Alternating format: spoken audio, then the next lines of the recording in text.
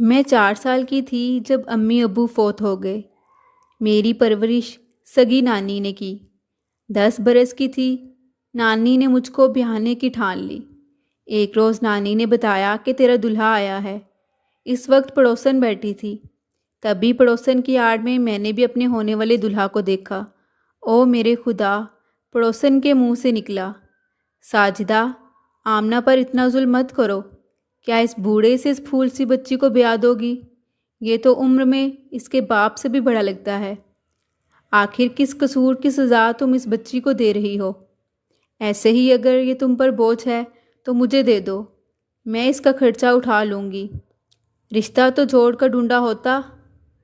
تم کو کیا پتہ جب سر پر مرد نہ ہو تو گھر میں بچیوں کی کتنی رکھوالی کرنا پڑتی ہے۔ نانی کے اس جواب پر پڑوسن اپنا سا منہ لے کر چلی گئی اور میں 10 برس کی عمر میں 60 سالہ آدمی کی بیوی بن گئی۔ ان دنوں کے بارے میں لکھ نہیں سکتی۔ ان دنوں کو یاد نہ کروں تو اچھا ہے۔ یہ ستم ڈھانے والی نانی 3 برس ساتھ رہیں، اور جب میں 13 برس کی عمر میں ایک بچے کی ماں بن گئی تو اس نے مکمل طور پر مجھے اس بوڑھے کے حوالے کیا اور خود اپنے گھر چلی گئی۔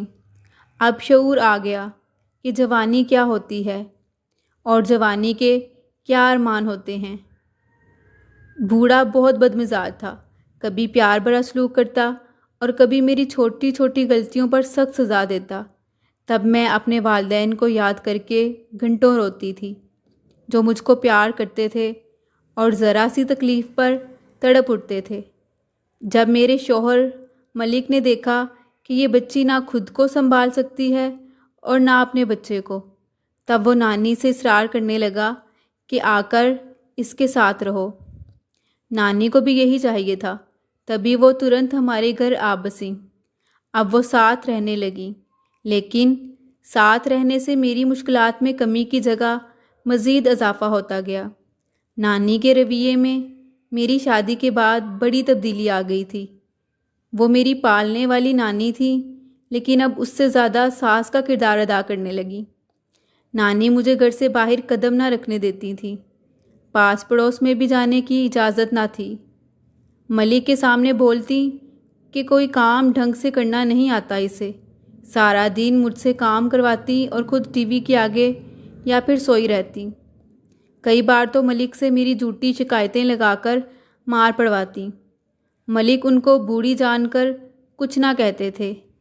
حال دل کسی کو نہ کہہ سکتی تھی، اکیلی زیادتیوں کو برداشت کرتی رہی اور روتی تھی۔ اللہ سے رو رو کر فریاد کرتی کہ تو ہی ان دونوں کے دل میں رحم ڈال دے، یا پھر ملک اور نانی سے میری جان چھڑا دے۔ وقت کے ساتھ ساتھ میں ذہنی مریض ہوتی جا رہی تھی۔ بیٹھے بیٹھے دل میں عجیب و غریب سے وسوسے آنے لگے۔ کہیں گھر کی چھت مجھ پر نہ گر پڑے، کہیں زلزلہ نہ آ جائے۔ امنگیں جنم لیتی اور اسی لمحے دل میں دفن ہو جاتی تھیں۔ پھر میرے شوہر کو احساس ہونے لگا کہ مجھ پر ظلم ہوا ہے اور اب اس کا ازالہ ہونا چاہیے۔ تبھی اس کے رویے میں تبدیلی آنے لگی۔ وہ میرا خیال رکھنے لگا، مجھ سے پیار کرنے لگا، اور اب نانی کو بھی اس کی زیادتیوں پر برملا ٹوک دیتا کہ اماں تم چپ رہو، میری بیوی کو ڈانٹنے ڈپٹنے کی ضرورت نہیں ہے۔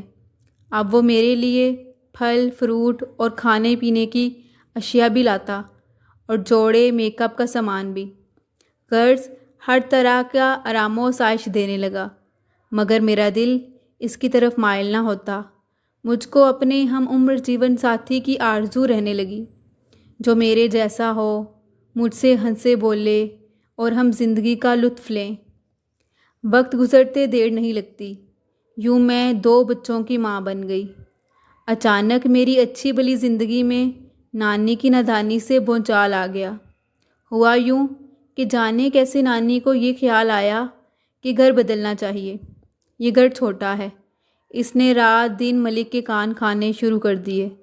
ملک پرانا محلہ چھوڑ کر کہیں اور نہیں جانا چاہتے تھے، کیونکہ یہاں سبھی جانے پہچانے لوگ رہتے تھے، جبکہ نئی جگہ کا پتہ نہیں ہوتا کہ وہاں کس قسم کی آبادی ہے۔ میرے شوہر نے نانی کے کہنے پر دوسری جگہ کرائے کا مکان لے لیا۔ یوں ہم لوگ نئے مکان میں منتقل ہو گئے۔ جس مکان میں ہم شفٹ ہوئے اس کا ایک حصہ مالک کے پاس تھا، جس میں اس کا جوان سال بیٹا اظہر رہتا تھا۔ وہ نہایت بدچلن آوارہ قسم کا لڑکا تھا۔ ہر خوبصورت چہرے پر اس کی نظریں ہوتی تھیں، ہر حسین لڑکی کو دیکھ کر پھسل جاتا تھا۔ پڑھائی سے زیادہ اس کا دل عشقیہ کاموں میں لگا رہتا تھا۔ ایک دن جب میں صحن میں کوئی کام کر رہی تھی، اظہر نے اپنے کمرے کی کھڑکی سے مجھے دیکھ لیا۔ اس کا کمرہ بالائی منزل پر تھا اور کھڑکی سے ہمارے صحن کا منظر صاف نظر آتا تھا۔ مجھ کو دیکھ کر مسحور ہو گیا، کیونکہ میں بہت زیادہ خوبصورت تھی۔ 2 بچوں کی ماں ہو کر بھی ایک دو شیزہ نظر آتی تھی۔ مجھ کو دیکھ کر کوئی نہ کہہ سکتا تھا کہ یہ شادی شدہ اور 2 بچوں کی ماں ہے۔ اس نے کھڑکی سے کھانسا اور جب میں نے اوپر نگاہ کی، ایک پھول صحن میں گرا دیا۔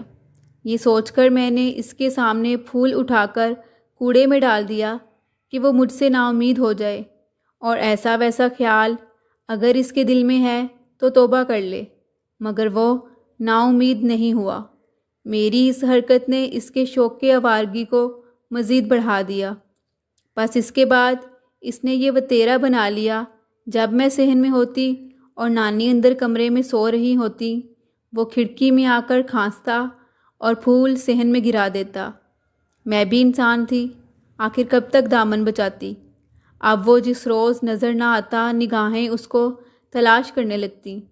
دل بجھا بجھا سا رہتا، زندگی میں کوئی بڑی کمی محسوس ہوتی۔ نہ چاہتے ہوئے بھی میں اس کے خیالوں کے دام میں آتی گئی، اور پھر مالک مکان نے ملک سے یہ کہہ دیا کہ میرا بیٹا تعلیم کی خاطر یہاں شہر میں ہے، مکان اپنا ہے مگر اس کو کھانے پینے کی پریشانی رہتی ہے، مسلسل ہوٹل کا کھانا کھانے سے معدے میں تذابیت کی وجہ سے بیمار رہنے لگا ہے۔ ملک نے جواب دیا کہ اپنا گھر ہے، پریشانی کی کیا بات ہے، کھانا اظہر کو ہمارے گھر سے مل جائے گا۔ مالک مکان بہت خوش ہوا، کہنے لگا جب تک مرضی آپ رہیں، میں آپ سے مکان خالی کرانے کی بات نہ کروں گا اور کرایہ بھی نہیں بڑھاؤں گا۔ میرے بیٹے کی پڑھائی کے 2 سال ہیں، اس کے بعد یہ گاؤں آ جائے گا۔ اس روز سے کھانا ہمارے ذمہ ہو گیا۔ شروع میں نانی یہ فریضہ باقاعدگی سے سر انجام دیتی رہیں، پھر انہوں نے مجھ کو یہ ڈیوٹی سونپ دی کہ اظہر کا کھانا اس کو دے دیا کروں۔ آگ اور کپاس کا کیا میل، وہ بدچلن لڑکا اور میں محرومیوں کی ماری اس کی میٹھی میٹھی باتوں میں آ گئی، اور ایسا ہونا کچھ بعید نہ تھا کہ میں خوبصورت اور جوان تھی۔ اس نے سوچنے کا موقع نہ دیا اور ایک دن نہایت کوشش سے اپنے غلط خیالات کی طرف مجھ کو مائل کر لیا۔ دل کی ہر بات اس کو بتانے لگی۔ لمبی قید جیسی زندگی میں مدت کے بعد ایک دوست ملا تھا۔ تمام رازیں دل اس سے کہنے لگی، دکھ درد اسی کے ساتھ بانٹنے لگی۔ لگتا یہ تھا کہ ابھی میری نئی زندگی شروع ہوئی ہے۔ برسوں پرانے سمجھوتے کا چگا اب میں نے اتار پھینکا۔ خواہش کا گلا گونڈ کر جینے والی کو گویا عرصہ بعد آکسیجن ملی تھی، لہٰذا اثر کے اکسانے پر بغیر سوچے سمجھے اپنے ننھے منھے پیارے بچوں کو چھوڑ کر اس کے ساتھ گھر سے نکل گئی۔ اظہر مجھے لے کر ایک دوست کے پاس دوسرے شہر آ گیا۔ شروع دنوں میں بچوں کی یاد نہ آئی، مگر بعد میں ان کی یاد بے چین رکھنے لگی۔ میں روتی تو اظہر کو کوفت ہوتی، وہ مجھے مارنے پیٹنے لگتا۔ آخر اس کے دوست نے پتہ کرایا تو یہ افسردہ خبر ملی کہ میرے بھاگ جانے کے صدمے نے میرے شوہر کی جان لے لی۔ وہ یہ غم برداشت نہ کر سکا اور اپنے خالق حقیقی سے جا ملا۔ میں نے اظہر کی منت کی، مجھے واپس جانے دو، کیونکہ میرے بچے بے آسرا اور ویران ہو گئے ہیں۔ ان کا نانی کے سوا اس دنیا میں کوئی نہ تھا۔ نانی بھی بوڑھی تھی، وہ کہاں بچوں کو سنبھال سکتی تھی، لیکن اظہر ایک سنگ دل انسان تھا جس پر اعتبار کر کے میں نے بہت بڑی غلطی کی تھی۔ اس کے دل میں کوئی رحم نہ آیا، اس نے مجھے سابقہ گھر میں جانے کی اجازت نہ دی۔ وقت گزرتا رہا، اظہر جب باہر جاتا بیرونی اطراف سے تالا لگا جاتا تاکہ میں گھر سے نہ نکل سکوں۔ جب آتا مجھ سے پہلے شوہر کے قصے چھیڑ کر سزا دیتا، سگریٹ جلا کر میرے بازوؤں اور جسم پر لگاتا۔ میرے بازو جلے ہوئے اور بدن زخموں سے چور تھا۔ وہ مجھے آوارہ اور بد چلنی کے طعنے دیتا۔ مجھ کو میرے بچوں کی خبر دینے والا کوئی نہ تھا۔ 4 برس ایسے ہی روتے سسکتے گزر گئے۔ اس دوران ایک بچی نے جنم لیا، مگر چند روز ہی زندہ رہی۔ میں پھر سے تنہا ہو گئی۔ اب اٹھتے بیٹھتے جاگتے سوتے ہر دم یہی دعا لبوں پر آتی، اے اللہ مجھے میرے بچوں سے ملا دے۔ تواتر سے مانگی دعا جو دل سے نکلتی ہو کبھی نہ کبھی قبول ہو جاتی ہے۔ ایک دن اظہر اپنے والد سے گاڑی مانگ کر لایا اور کہا کہ چلو تم کو سیر کراؤں، تم بہت اداس اور رنجیدہ رہنے لگی ہو۔ جانے اس کے جی میں کیسے مجھ کو سیر کرانے کا خیال آ گیا۔ میں بھی لمحہ بھر کو جی اٹھی کہ اس 4 دیواری سے باہر کی دنیا کو دیکھوں، جسے دیکھے مدت گزر چکی تھی۔ وہ مجھے اس شہر لایا جہاں میری نانی کا گھر تھا، جہاں ملک کا گھر تھا، اور جس شہر میں میرے بچے رہتے تھے۔ ہم بازار سے گزر رہے تھے اور میں سوچ رہی تھی، اے کاش کوئی معجزہ ہو جائے اور میں اپنے بچوں کی ایک جھلک دیکھ سکوں۔ اس سوچ میں کھوئی ہوئی تھی کہ اچانک نگاہ سامنے سے گزرتے 2 بچوں پر پڑی، جو ہو بہو میرے فہد اور حماد جیسے تھے، مگر ان کے چہرے میلے اور کپڑے گندے اور پھٹے ہوئے تھے۔ دبلے پتلے ہڈیوں کے ڈھانچے مدکوک چہروں والے یہ بچے بھیک مانگ رہے تھے۔ ان کو دیکھ کر میری چینخ نکل گئی اور میں غم سے بے ہوش ہو گئی۔ ہوش میں آئی تو اپنے آپ کو اسی قید خانے میں پایا۔ اظہر مجھ بے ہوش کو گھر میں بستر پر لٹا کر اور بیرونی دروازے کو تالا لگا کر نہ جانے کہاں چلا گیا تھا۔ تبھی میں اٹھ کر دیواروں سے سر ٹکرانے لگی۔ میری چینخیں پڑوس میں گئیں تو انہوں نے دیوار کے ساتھ سیڑھی لگائی اور پوچھا کیا ہوا ہے۔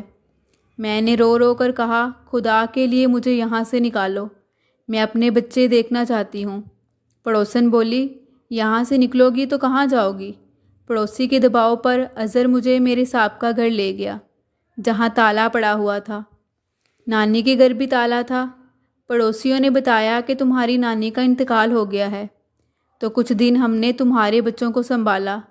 ایک دن وہ گھر سے بتائے بغیر نکلے اور پھر واپس نہیں آئے۔ ہم نے بہت ڈھونڈا، نہ جانے کدھر چلے گئے ہیں۔ آج اس واقعے کو کئی برس گزر گئے ہیں، مگر وہ منظر میں بھول نہیں پاتی جب میں نے اپنے جگر کے ٹکڑوں کو سڑک پر بھیک مانگتے دیکھا تھا۔ خدا جانے ان پر کیا گزری اور وہ کس حال میں ہیں۔ اظہر نے مجھ پر ایسی پابندیاں لگائی ہوئی تھیں کہ میں انہیں تلاش بھی نہ کر سکی۔ اظہر کو اس معاملے سے کوئی دلچسپی نہ تھی کہ میرے بچے مجھے ملیں یا نہ ملیں۔ اس کو ان یتیموں سے کیا علاقہ کہ جن کا باپ مر گیا اور ماں بھی کھو گئی۔ جب تک جیوں گی مرتے دم تک بے چین رہوں گی۔ یہ ایک ایسی سزا ہے جو موت کے بعد بھی شاید ختم نہ ہوگی۔ ہر عورت سے التجا ہے، جب وہ ایک بار ماں بن جائیں پھر اپنی ذات کی خوشیاں بھول کر صرف اپنے بچوں کے لیے اپنی زندگی وقف کر دیں، اور کوئی میرے جیسی غلطی کبھی نہ کرے، خواہ شوہر بوڑھا ہی کیوں نہ ہو۔